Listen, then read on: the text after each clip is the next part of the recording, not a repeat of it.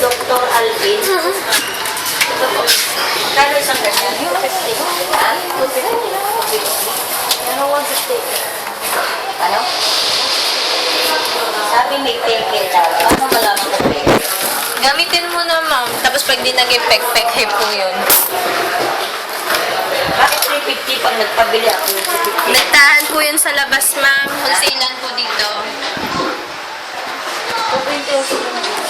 Ano? 220. Ilang piraso? Baka kailangan tatlo. O isa lang. 250. Asan yung sinasabi mo 160? Ano naman laman? Same lang dyan, ma'am. Madumi yan. Sisipain kita dyan. Gawamay mo pa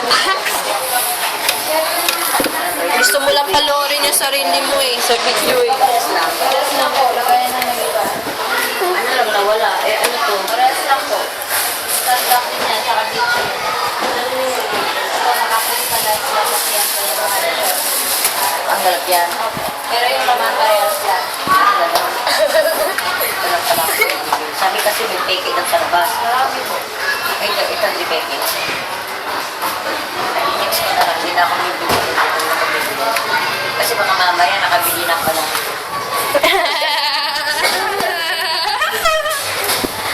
Tapos sandal pa lang sa akin.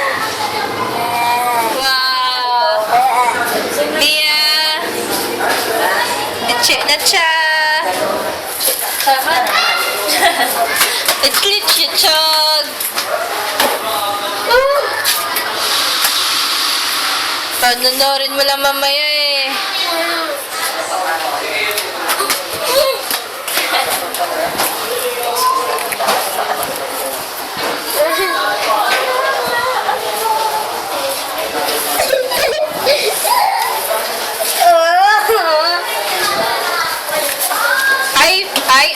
Ay.